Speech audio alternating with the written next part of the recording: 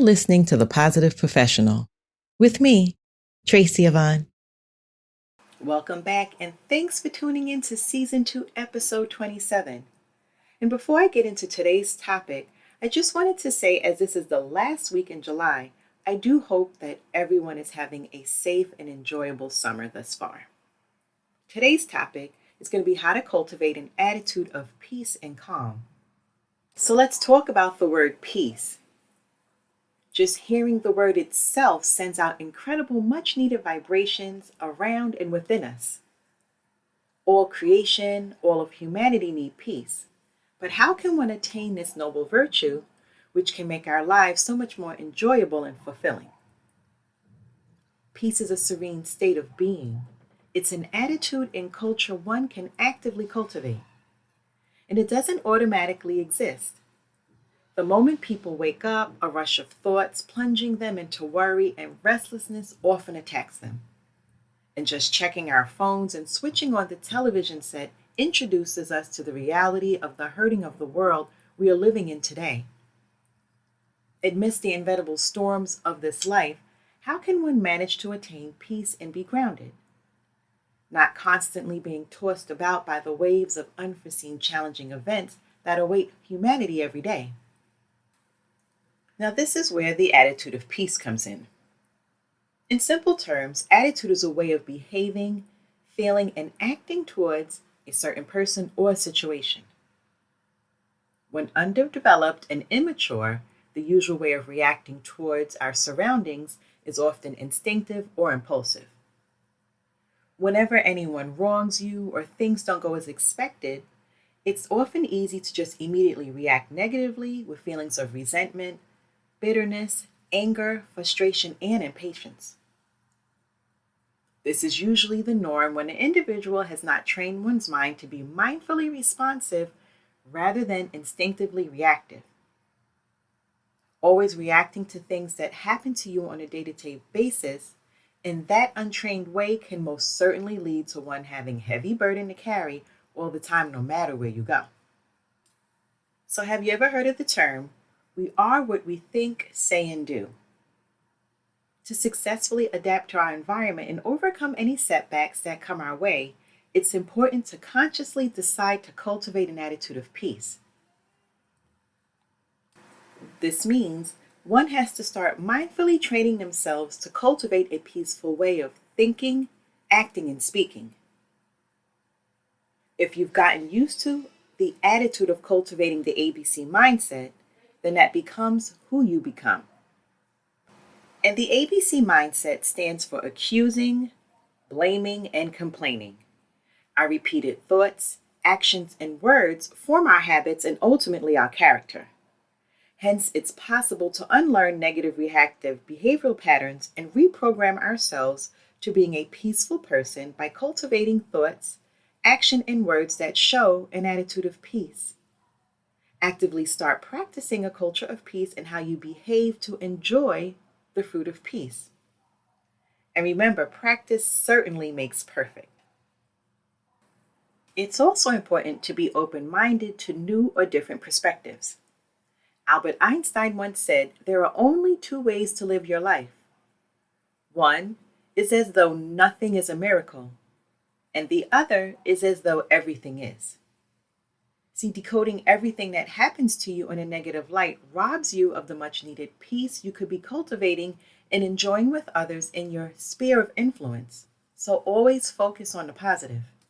And as the Chinese proverb says, it's better to light a candle than curse the darkness. Most people often have the urge to point out the shortcomings and faults in a system, person, or situation. And this often leads to tension, misunderstanding, fights, wrong perceptions, and unintended hurt. Before you know it, the situation would have escalated from bad to worse. Hence, to introduce any suggested ways of handling things more fruitfully, it's important to learn to cultivate an attitude of peace in dealing with those situations. Instead of exposing and calling out shortcomings, which we all tend to do, a better approach to try first is usually becoming the change you want to see. Through showing a good example of how things should be without making others feel demeaned for not doing it right, you can peacefully introduce positive change, which will be gracefully accepted. However, when you try to change things from a place of wrath, frustration, and anger, this closes people's hearts from cooperating willingly and peacefully with you, which in turn often leads to negative and strained relations. Therefore, developing an attitude of peace is key to progress. It's also important to acknowledge the other person's reality. See, misunderstandings, strife, and broken relationships often prevail when we resist acknowledging and respecting other people's perspectives, which may be different from our own. Learning to communicate peacefully through positive dialogue to settle disputes or differences is key to attaining peaceful coexistence with others and developing authentic, peaceful, friendly relations. Without mindfully cultivating this attitude of peace, it's almost impossible to have peace. So let's talk now about a calm morning. And one of the most beautiful things to witness every day is the gift of waking up to a fresh new day filled with a calm breeze, or maybe the ray of light radiating from the sun to illuminate our planet. Waking up to hearing the peaceful, calm songs of happy birds, always carefree and ready to take on the world. In such a calming morning state that nature presents to us is a blessing we ought to learn to behold and appreciate. And yes, mornings are very important, and how they unfold sets the tone for how the rest of our day will most likely turn out. We are more productive when we are calm. Our environment is well organized, and our thoughts are also organized. Most chaotic mornings are often due to the lack of planning the night before, sleeping too late, waking up to a messy environment, or waking up late. Hence, to cultivate an attitude of peace in a calm morning, many good habits need to be practiced to get there. And these can include having a good night's rest, not going to bed before resolving any previous conflicts, setting an alarm, maybe starting your day with prayer or meditation, and a glass of water before eating anything, just to name a few. Peace is possible, and all we need to do is be the change that we want to see. So in the next segment, I'm going to talk about peace affirmations that work.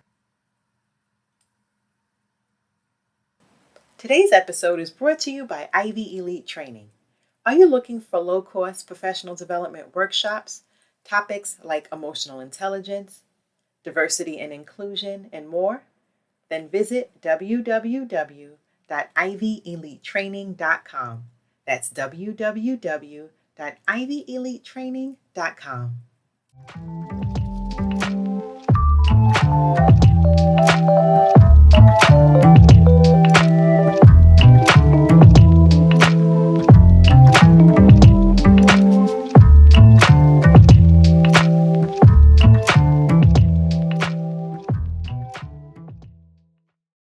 So I'm going to start by sharing another quote, and it's by Louise Hay. We have to retrain our thinking and speaking into positive patterns if we want to change our lives. Yes, peace is a state of mind more than anything. It's about keeping a calm, stress-free internal environment. And when you face challenges and remain level-headed and calm as opposed to angry and frustrated, you have attained that serene state of mind.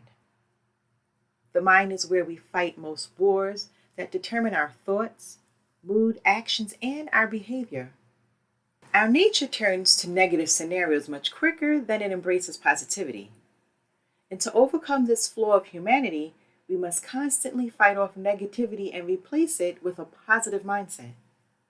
It's the only way to calm the noise, and it's the only way to attain peace. Affirmations are a great way to condition our minds for positivity. Just like daily physical activities help condition the body for health, affirmations do the same for the mind. Positive thinking is a phenomenon that seeks to do away with negative thoughts. Unfortunately, as great as that would be, it's not always possible to stop yourself from having bad thoughts. Yes, life will always come with challenges, And such negative thoughts will creep in without us being aware. Hence the bad moods we engage in now and then. And to get positive thoughts to wash out the negativity, one can use affirmations.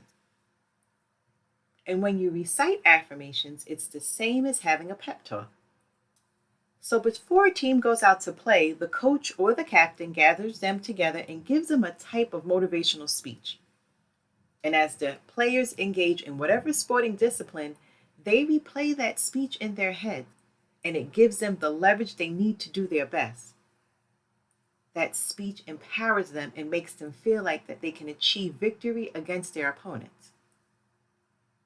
Affirmation are forms of self-talk that help your mind to embrace a different perspective around a certain area.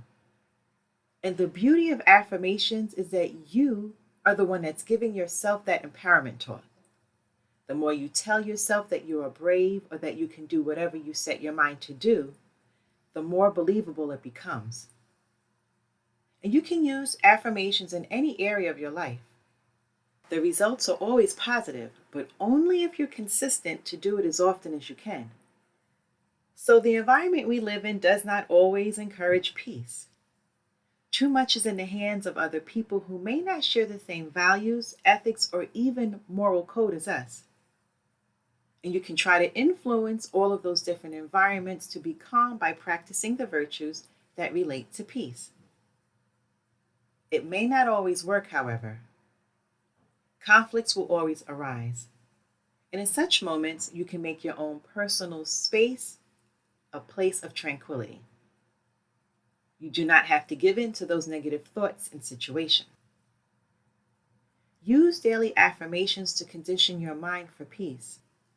And it may start off strange that you can speak peace into existence, but it becomes believable with practice.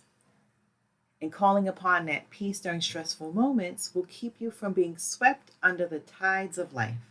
Now you can choose to do your peace affirmations during a specific time of the day, one that allows you to absorb what you are saying in a serene environment. Now other people swear by early morning affirmations, and it makes sense because it sets the tone for the day before you encounter anything that can threaten that peace. Handling difficult clients or dealing with work or school pressure becomes bearable after spending your quiet time conditioning your mind for peace. So yes, affirmations open the door to positivity. And the good thing about them is that you can come up with your own affirmations of peace based on what you want to change or influence in the different environments. Because affirmations are like a pep talk, you can author statements that speak peace into the spheres you want. And you can come up with phrases that your mind can believe.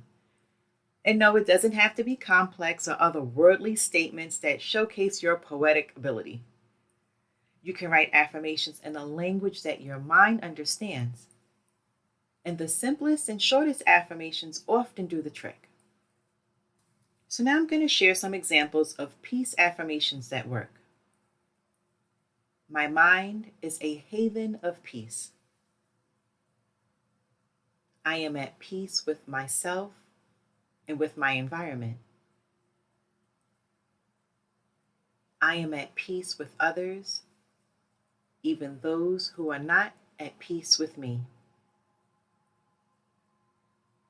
I choose to be calm. I am a beacon of peace to all the people I encounter. I choose to have a peaceful day. Peace is my first response to adversity. Nothing can take away my inner peace. I release all the negative energy that threatens to disturb my peace. I handle every situation and every event with calmness and self-control. And the last one that I'll share is I think peaceful thoughts and enjoy peace in my life. Affirmations are like nutrients that enrich the soil of our minds. Whatever we plant grows because the soil is rich. The more you choose to think the thoughts that make you feel at peace, the quicker the affirmations will work.